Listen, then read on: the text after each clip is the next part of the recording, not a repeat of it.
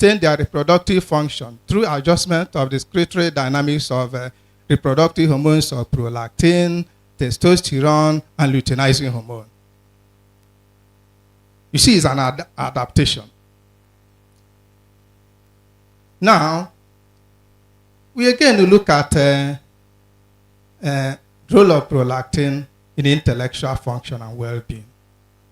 I've already told you that prolactin is a master hormone involved in too many functions, more than 300, maintaining normal health conditions.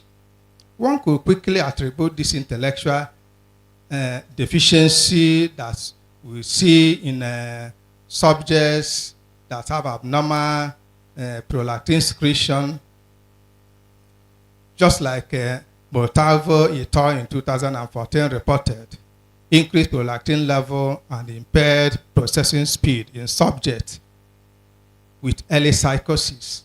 That was the observation. And people were wondering, some will say psychotic patients normally receive psychotic drugs, and most of these drugs elevate prolactin concentration. But studies by Henry et al. In 2012 in non-psychiatric population also suggest that increased blood prolactin induces negative effect on cognition. In this, their prospective study, Henry and colleagues examined the cognitive changes during late pregnancy and early postpartum period, and their possible association with fluctuating hormone levels.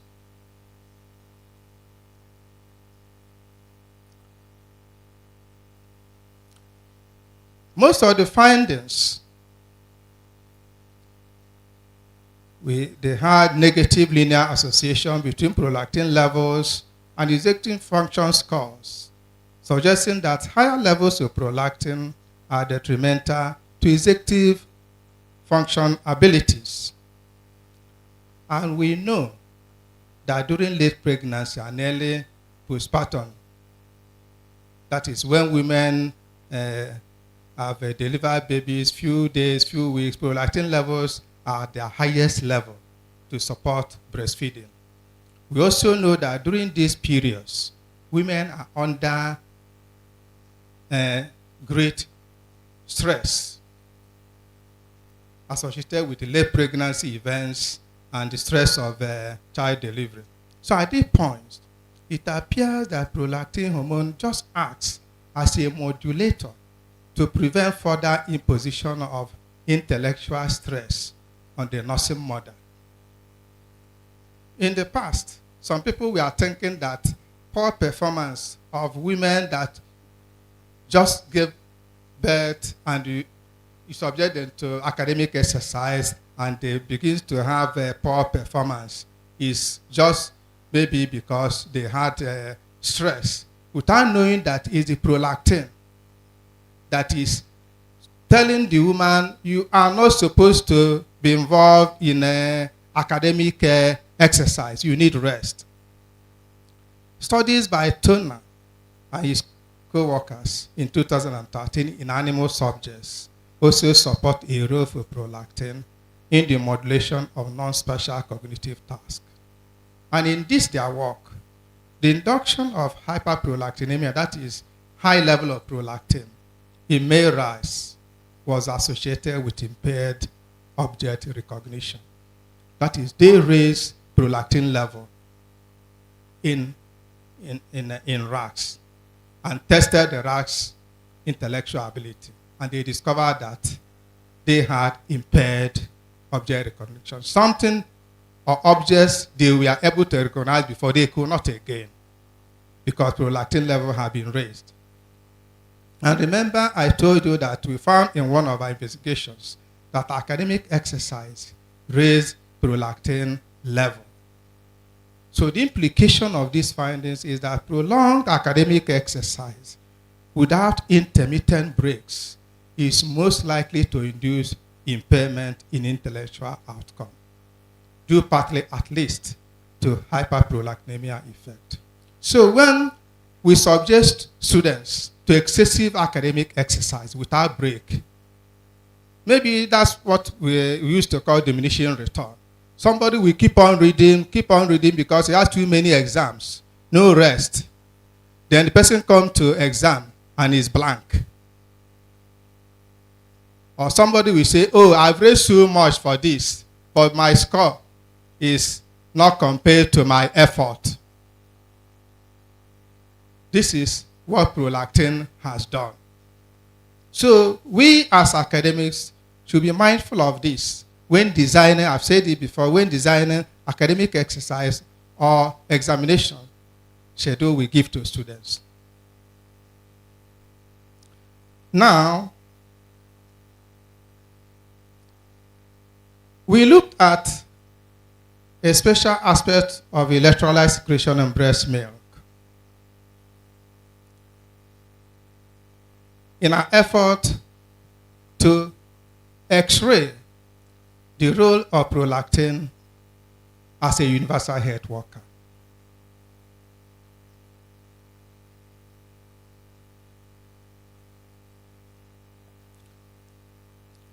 We investigated prolactin regulatory functions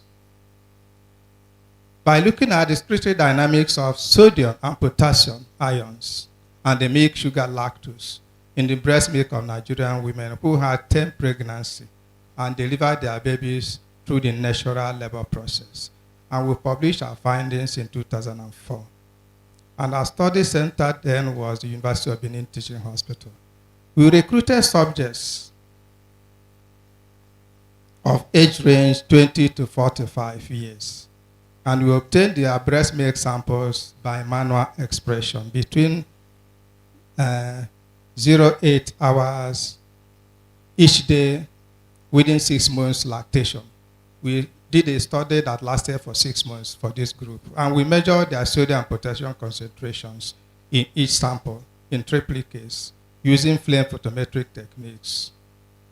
And our results show that the ratio of sodium to potassium in the breast milk of these women was in the ratio of 1:2 in both the early milk and the mature milk. Early milk is milk women produce few days after delivery. Now, we know that daily duration of sunlight is a major factor regulating prolactin secretion. For instance, now, if I take your blood samples here and during this time and I measure prolactin secretion, and then you travel to US around this time again, I take your blood sample and measure prolactin, it will not be the same because duration of sunlight here and that of US are different. Prolactin responds to such factors. Even here you are now, when you go outside and take your blood samples, when you are under the sun, it will differ. When you are sleeping, your prolactin level will vary. Even when you sleep from evening till morning, over the whole sleep period, your prolactin concentration varies. So daily duration or intensity of light affects the way prolactin is secreted in human body and the way prolactin affects body functions. So in this study, we observed that sodium-potassium ratio of the breast milk of these Nigerian women and the reference Caucasian mothers, the one we normally refer when we read medical textbooks written by non-Nigerian authors using their environment, especially in the temperate areas.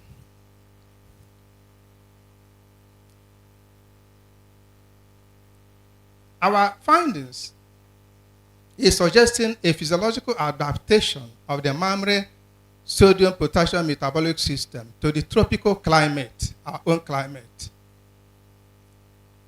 And it appears that the mammary gland of women here are secreting proportionately more sodium or less potassium in their breast milk in order to compensate for the loss of sodium in sweat. Here we sweat more than people in the temperate. So the body, from our findings, has adapted to our climate here in secreting sodium and potassium in the breast milk. Thus, the recommendation we normally take, particularly that of the Committee on Nutrition of the American Academy of Pediatrics, which many people here quote, and may even rely on that for clinical applications and some other applications, may not be appropriate for our own mothers here. Because the recommendation is that there will be extra sodium added to infant feed to compensate for dermal loss of sodium. And this appears to be unnecessary for Nigerian situation because breast milk presented to the Nigerian infant already has proportionately lower potassium compared to those of mothers living in the temperate region. Besides, we also observe that the obvious change in sodium ion and lactose secretion in breast milk in physiology, in endocrinology, is a significant parameter.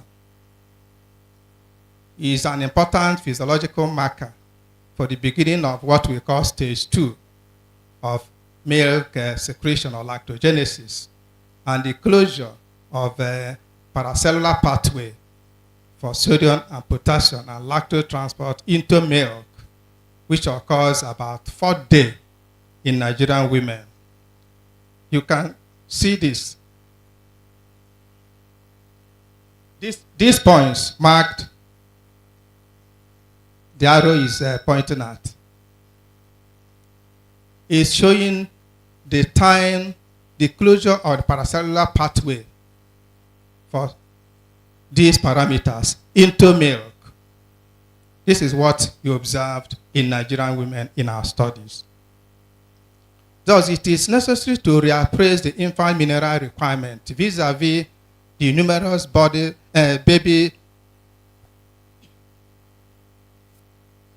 baby formula or supplements imported into the country. You know, the baby formula, all these baby feed imported here, the composition obviously not based on our own, the physiology of our mothers here, as I've told you, based on what is obtainable in temperate regions. This is, before I move to the next section of this lecture, I should think that it is important to mention at least 2 other studies we conducted in the prolactin regulated physiological functions because of their importance in the maintenance of maternal and child health. One, in year 2000, for instance, we reported our findings on patterns of total cholesterol, total protein, lactose secretion in breast milk of breastfeeding Nigerian women. We published this work in year 2000. We were able to establish, among other things, that secretion of these macronutrients in breast milk of Nigerian women follow episodic, what we call episodic pattern, indicating that they are controlled by hormone. And I've already mentioned that the prolactin secretion is episodic, even though I did not read that. Prolactin secretion is episodic. That is, it's not uniform. It rises and falls, maintaining a normal range. Okay. So in another work, which we published in 2002, we studied the influence of maternal nutrition, age, parity, body structure. That is how many children, that is parity, how many children the mother has gotten, the structure, the body structure of the mother, and the age of the mother. These parameters affect prolactin secretion and determines or modulates the way prolactin powers the secretion of macronutrients into breast milk. We found out that breast milk cholesterol secretion, for instance, in these Nigerian women increased as the maternal nutritional age increased and was much higher in older age groups, with the peak level in ages of 40 and 45 years. In this chart, that's the impact of maternal nutrition on breast milk total cholesterol. You see how it rises.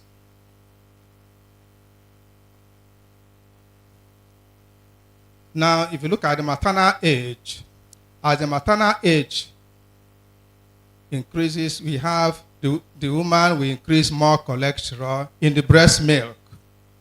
That was our observation. If one considers the role of cholesterol in the development of cardiovascular diseases, the implication for the low cholesterol level in the younger Nigerian women becomes great, because from this, when the woman is younger, mean cholesterol level is lower. When the woman ages, as she ages, cholesterol in the breast milk increases. It has long been reported, for instance, by Osborne in 1968, long time ago, that people who consume little cholesterol during their infancy develop cholesterol tolerance and are more predisposed to hypertension and other cardiovascular diseases in their adult life. Children that consume little cholesterol, they develop low cholesterol tolerance and are more predisposed to cardiovascular diseases such as hypertension during their adult life.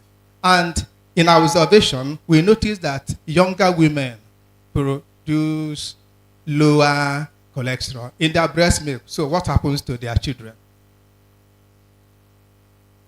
And we also observed that sodium and potassium ions in breast milk decline as women bear more children during their reproductive life. As women produce more children, okay, as the sodium and potassium ions they produce in their breast milk will decline. That was our observation. So if somebody is interested in having too many children, in some climes, in some communities, they receive some award. Like I know in one particular state, let me not mention that, you slaughter a goat for them. By the time they've gotten 9 or 12, I don't know the particular number, but a high number. So when you are doing that, or trying to achieve that, you realize, or you remember what I've told you today, that the child at that point will be receiving lower sodium or lower minerals, particularly sodium and potassium. In the breast milk, the woman will no longer be producing adequate sodium or potassium based milk, and it's a health risk. I've already told you that prolactin got its name from the role it plays in the regulation of breast milk production. In fact, in reproductive endocrinology, this is what we say: no prolactin, no lactation. If there's no prolactin, there will be no breastfeeding.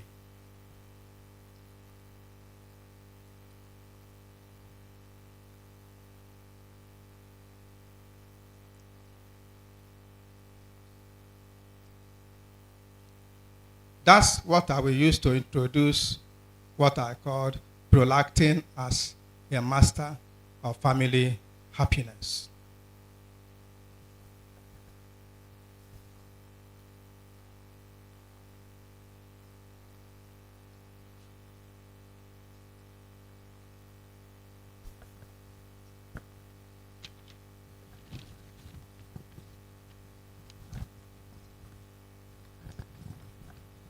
Excuse me.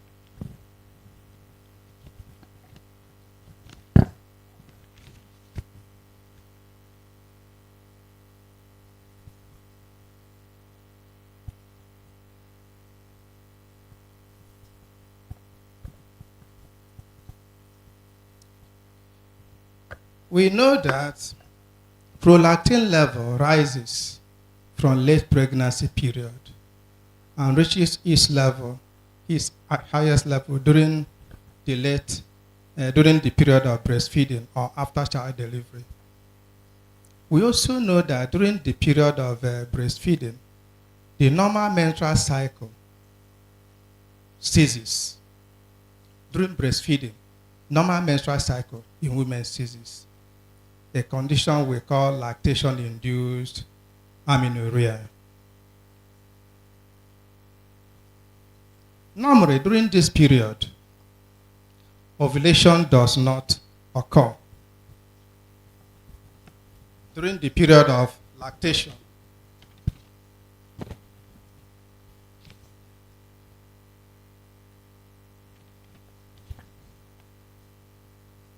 ovulation does not occur. The nursing mother, as a result, cannot become pregnant.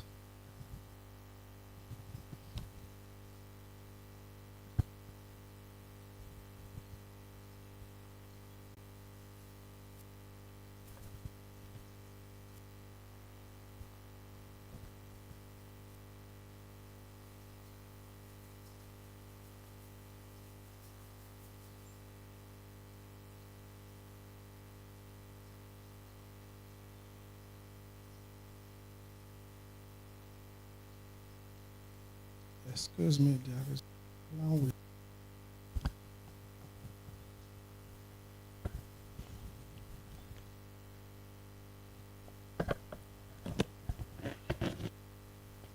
I'm sorry.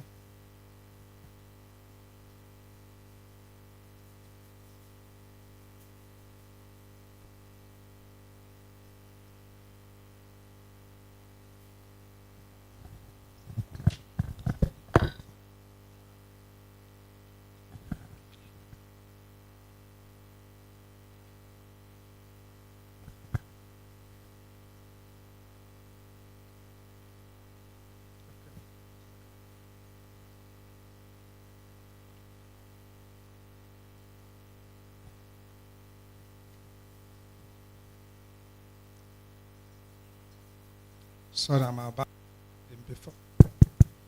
before the system started having issues. I was saying that when a woman is breastfeeding, the menstrual cycle ceases. And the woman does not ovulate. I've already told you that blood prolactin rises during that time. Normally, ovulation, as I've told you, does not occur. Physiologically, women of reproductive age ovulate at the middle cycle. That is at the middle part of their menstrual cycle. In summary, what happens is that during this period, or this middle stage, a woman's menstrual cycle is controlled by prolactin. At this point, there is what we call sudden rise in luteinizing hormone secretion. And this is what triggers the release of egg in a woman under normal condition. The woman is running normal condition. At this middle stage, there's a sudden rise in luteinizing hormone level. And that triggers what we call ovulation or release of the egg. But if a woman is breastfeeding, prolactin level is very high, induced by breastfeeding. And this ovulation ceases. Why? Because prolactin interferes with this luteinizing hormone surge. It prevents luteinizing hormone from rising. And because luteinizing hormone cannot rise, ovulation cannot take place. And the woman remains infertile or cannot ovulate. However, prolactin at a very high concentration, like I've told you, blocks the luteinizing hormone surge. Thus, lactation-induced hypoprolactinemia, that is, high prolactin level as a result of breastfeeding confers the temporary infertility on the nursing mother, allowing some period of rest from early unwanted pregnancy after child delivery, without having to abstain or from normal sexual relation or applying some artificial or other complicated family planning methods. And this brings a lot of peace and happiness to the family. That is, a woman that is breastfeeding, she cannot get pregnant. She doesn't have to quarrel with her husband, oh, I'm not safe. She doesn't have to go and start going to family planning clinic, buying all sorts of drugs and all that in order to prevent unwanted pregnancy. Naturally, prolactin imposes that on the woman, and she doesn't have to give excuses to her husband, and then you have a peace. And you know, when the husband and wife are at peace, for that matter, the entire family is in peace. However, the situation may not be as simple as I've described, and may vary from individual, one individual to the other according to socioeconomic status. In the past, you may have heard that grandmas will be telling their step-daughters, you young women are not disciplined. During our own time, we spaced 2 years claiming discipline.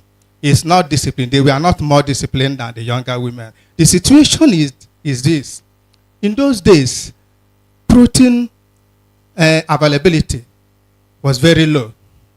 It's only maybe during festive period they kill cow, they kill chicken. And of course, when chicken lays egg and they have remaining 1 or 2 eggs unhatched, they will cook for the husband. And if the woman is a good woman, the husband will give small. That's how they get their protein. But these days, every morning you take a beverage laden with milk. You eat suya, you eat all manner and all manners of that. It's been discovered that increase in protein diet lowers prolactin level. And this is what has created a problem for the younger women these days.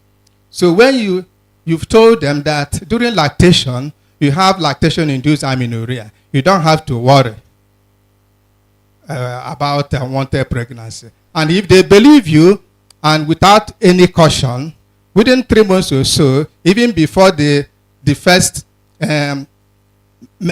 period, the woman will be telling you, this thing is delaying. Before you know it, the woman is pregnant because ovulation has commenced earlier than expected, because the woman consumes more protein, and this lowers prolactin level, so that the prolactin-induced amenorrhea does not take place in such situation. So the prolactin-induced amenorrhea naturally is the benefit of what is termed the exclusive breastfeeding practice, and that's why it's being encouraged these days for women to engage in exclusive breastfeeding, so that they'll be able to raise prolactin level, so that it can induce temporary infertility and then confer family happiness.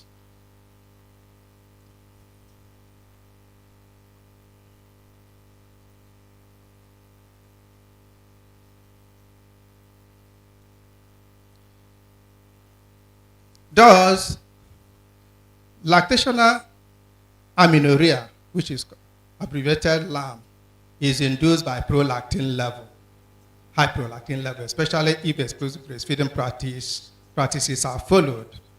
Studies show that LAM can induce up to 98% effectiveness in women, and is recommended by WHO. Is one of the accepted, listed by WHO as one of the effective methods of family planning. And LAM it costs almost nothing. It's natural and easy to apply, no medication, no device needed, no interference with natural endocrine excretion, no interruption in conjugal life if it's practiced. It provides a very good method of contraception for breastfeeding women, thereby maintaining family happiness. So these are, I'm trying to show you the result of family happiness. Me and my wife. These are old pictures. My 2 daughters, happy family. This one, my 2 sons and the mother, happy in the family. And then you see here my wife and my last child admiring the dad in a Western attire. And of course, my children, you see a newborn. That's my son. That's the one sitting there. He's already a big boy. The Vice Chancellor, sir, fellow scholars, distinguished ladies, gentlemen, for the past 1 hour or thereabout, I've taken you through the depths of what I practiced and taught over the past 30 years, for which I am a professor of physiology and a specialist in reproductive endocrinology. Though the story I've just told you represent a concise account of my studies, my research experiences, professional practice in basic medicine. I intentionally left almost completely some other areas. I worked in environmental physiology, plant research, and others. I tried to let you know the role of prolactin in maintaining health, universal health, or as a universal health worker and master of family happiness. I've tried to explore the available opportunities provided by the current knowledge in endocrinology and reproductive physiology and my direct experiences in the discipline to just let you appreciate this wonderful gift of God, Prolactin, as the universal health worker and master of family happiness. I therefore invite you to join me in praising the Almighty God for making me his hand too. I invite you to say louder, hallelujah. Thank you.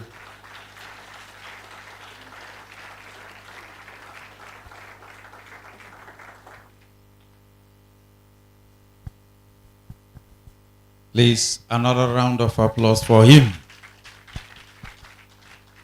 Thank you very much. At least we now learn a lot from him. Personally, I now know why my second brain usually misbehaves when I have malaria. That is the interest there. So I thank you so much for revealing all this to us.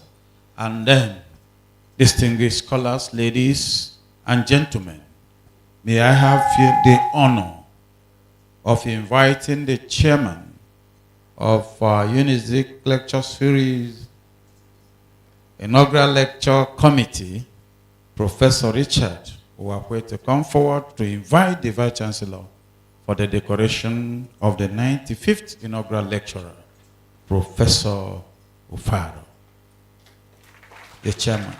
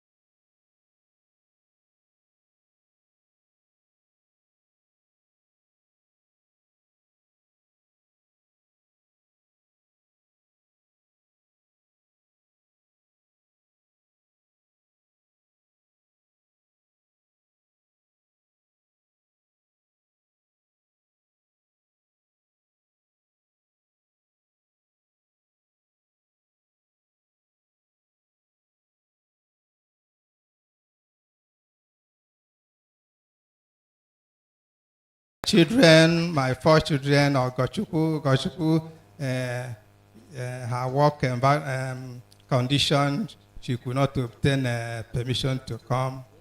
Chagozie is here, Chibueze is here, Mesoma is here. They are wonderful children. I appreciate you. And then my departmental staff and colleagues online